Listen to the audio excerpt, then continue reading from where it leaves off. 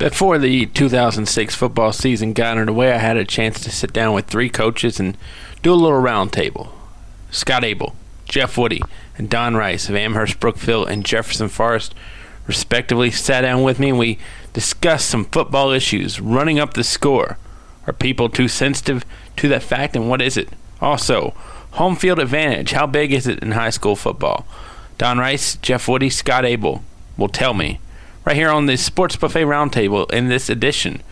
It was recorded back in 2006 and aired on Talking High School Sports, and you're hearing it now on the Sports Buffet. The Roundtable back on Talking High School Sports. Scott Abell, head coach of the Amherst Lancers. Don Rice, head coach of Jefferson Forest, and Jeff Woody, all football coaches, head coach at Brookville is Coach Woody. First topic, and this is going to be really a football-oriented discussion, and we'll start with Coach Woody. Running up the score, how would you define it, and are people too sensitive nowadays? I think once you get a comfortable lead on your opponent, and who knows what that comfortable lead is, depending on who your opponent is, then maybe pull back the reins, put in some substitutes, not throw the football, when you're up by 4 touchdowns with 5 minutes left to go in the game. I think that's common sense.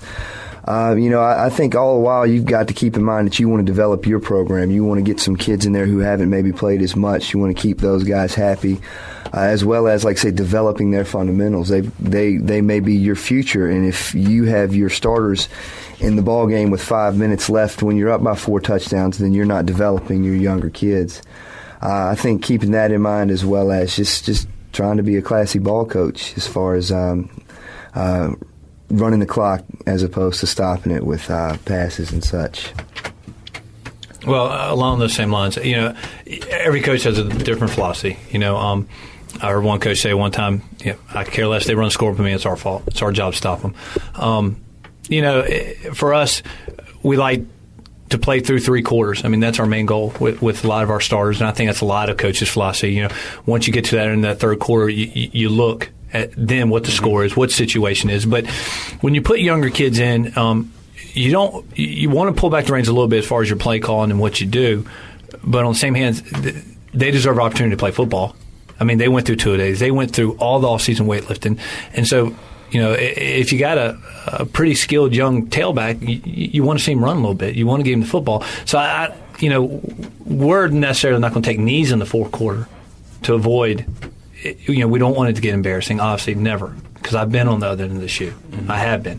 But on the same term, we're still going to run our offense. Does that mean we're going to throw the ball a ton? No, we don't throw the ball a whole lot anyway. But we're still going to run our offense and let our young kids run the option, let them read the option, let them run our option plays. And if we happen to bust one, obviously you don't want to embarrass the other team, but you're happy for your young players to get that opportunity. And, defensively, that's where we see some things in the 4th quarter for us because, we are a stunting defense. We're coming from all angles. That's what our defense is. And so in the 4th quarter, when our kids are still stunting, it's what our defense is. We're not a sit-and-read defense. And so when our young linebackers go in there, we want to give them, it's just like a young tailback, you want to see them stunt, you want to see them go.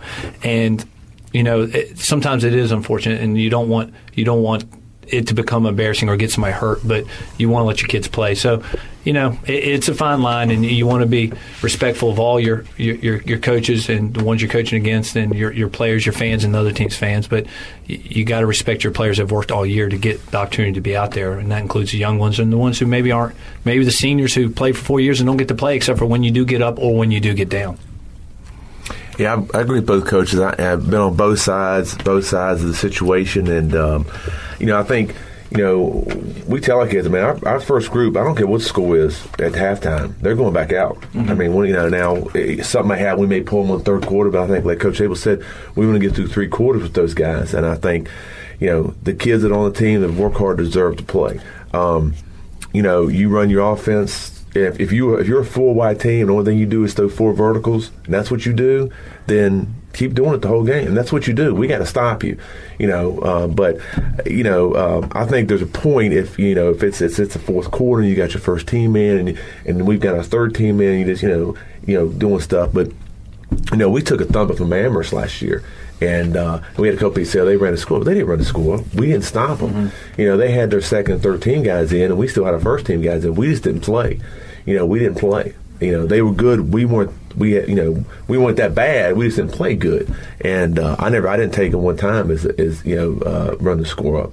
So, but I think you just got to be smart. You got to realize that, that kid on the other team, his parents are in the stands too, his grandparents may be up there, whoever, and he doesn't want to be embarrassed. Right. So, you just got to be smart. Yeah, broadcasting for William Campbell, I see a pass-happy offense with Brad Bradley, and he has a point of, he says, it's my job to score, it's your job to stop me. And another thing I heard from basketball with Alta Vista is Mike Carlero said, because they were up big in a lot of games a couple years ago, and he said, when we put people out there at the end of the games, they are not there just to take up space. We want to see those guys producing, and I think you guys hit on both those. How big is home field advantage, Coach Rice? Home field advantage is big. I mean, for us, and I think for everybody, the way our stadium is, the way it's set up, and the way our fans come and line the field, and we got a band on the sideline. I mean, it's a big thing. No travel. You get to sit at home. You get to eat a pregame meal. You don't have to hurry up and rush. You don't have to pack stuff. You're not going to forget anything. Even though we have a checklist and everything, but it's just with any sport. But I think with football, it's even more, because there's so many things that go into getting ready for a football game. Just not the X's and O's, but getting the field ready, getting and things you have to do on the road or on the home. It's a big situation. I think home field advantage is all about comfort. Like Coach Rice said, everything is a little bit easier when you can stay at home. You've got your checklist, and you just go down that list and you make sure everything's taken care of. And one big thing you don't have to do is you don't have to get on a bus and manage 70 kids on the way to Amherst or Jefferson Forest. But once we get out there, let's say if we go to an Amherst or Jefferson Forest, they both have great stadiums and great atmosphere to play ball in, and I enjoy being at their place. I don't think sound is a big problem on our level. I think maybe at times when things get really heated late in the game with a close score, sound may play a factor. But sound, as far as home field advantage, is not a problem. And just going to Amherst and looking across the field and seeing the beautiful stadium, all the colors, different people making noise. It's just atmosphere. It's just football. The Jefferson Forest Brookfield rivalry, it's not much of a. There's a rivalry there. I didn't know that. not much of a travel, but man, you can expect tons of people coming out to that ball game, and that's just wherever it's played, Brookfield or Jefferson Forest. As a matter of fact, I'd rather play that game at Jefferson Forest. I think we play a little better over there. Well, we can play it every year there if you'd like. We'll work that out. I hear you. But we love being at home. I mean, I agree with both coaches. But there's something when your band's there and your band's playing, you're in your field house, you're eating pregame meal, and your normal time. We watch film on home games on Friday after school. A lot of away games, because of time constraints, we don't get to watch film. So there are some added advantages. You get to go through walkthroughs in your gym. But there is something to be said when you do go on the road and you play in front of a hostile environment, and for the true competitors, which I think all coaches are, that's why we're in this business, and for your athletes that truly love to compete, there is a little something special when you go to a hostile environment where the crowd is packed, and it's just an awesome place to play. I reflect 2 years ago we were at Heritage, and we were 8-1 at the end of the year, and they were 9-0, and if we beat them, we go to playoffs, and at 9-1, and Liberty stays home at 9-1. It was one of those years, and we're up late in the game. It was one of the best high school atmospheres I've ever had. We took our band, they had their band, and we're at their place, and it's all about the atmosphere, I think. But I do think home field makes a difference, and we can go back to our people talk about the Salem game a lot, and one of my comments to our kids are that we didn't get home field advantage because Brookfield beat us in the regular season last year. If we'd gone 10-0, we would have had home field advantage all throughout the entire playoffs. So you just can't look at one play. People, one play cost you a state championship. No, it didn't. Jeff Woody cost you a state championship, well, right? Brookfield had a heck of a game and played, and had a heck of a plan against us and beat us at their place on their field. And if that game had been different, we'd won that game, we would have had home field advantage, and Salem would have come to us that night. And who knows what had happened? Things might have been different. So it is big.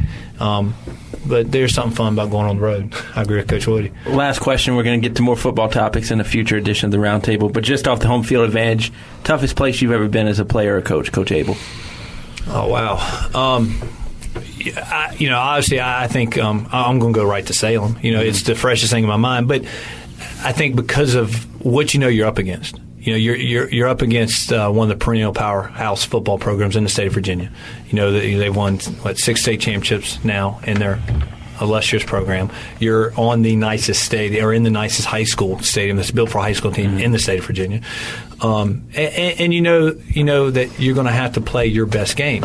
And then when your kids walk in the stadium, and it is the biggest stage they've been on, it makes your job as a coach tougher because you just have so many distractions to deal with. So I'll say Salem's, for me as a coach or a player, has been probably the toughest place I've walked in to play. Well, a couple places. With Coach Abell, when I first got into this business as an assistant coach under Bobby Johnson, Coach Abell at Liberty had that place rocking. They had an announcer that I absolutely hated, and that guy definitely make that place difficult to play in. But I did have a chance to play in Salem Stadium at one point in time, and as an athlete, it's unbelievable getting to play on those facilities with those people watching.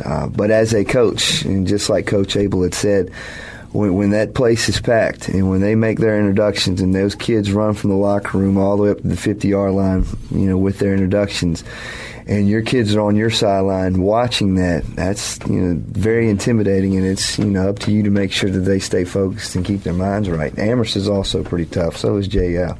Everywhere's tough, right? I don't like neither one of them. Everyone in Seminoles got their thing that there's some reasons you don't want to be there. It's tough to play. But me, I have to go to staying in South Virginia. Pulaski County is pretty tough. When they got things going and they turn off those lights and they come down the steps and they got that cougar every 5 seconds going off. I mean, that's tough. But to me too is when I was at Radford High School, we played Giles twice, once in regular season, once in the playoffs every year. And you talking about a place that shuts down. We came down a mountain and the sign said "Welcome to Hell," and we come in and you have to walk through every single person that lives in Harrisburg to get into the stadium. And that was pretty tough. You got situations like that where the whole community says we're going out there is pretty tough. But and then again, like Seminole, Amherst, Brookville, our place, City Stadium is tough for several reasons. But and Salem too. That band. Yeah. So I've got to go to Giles this year with William Campbell. Any advice you have for me? Keep the windows up on the bus until you park and go around. Don't go through. Okay, I don't ride with the team, so I try to. That's the best thing. Okay, good. There's my safety valve right there. Well, guys, we appreciate it. We'll do it again soon.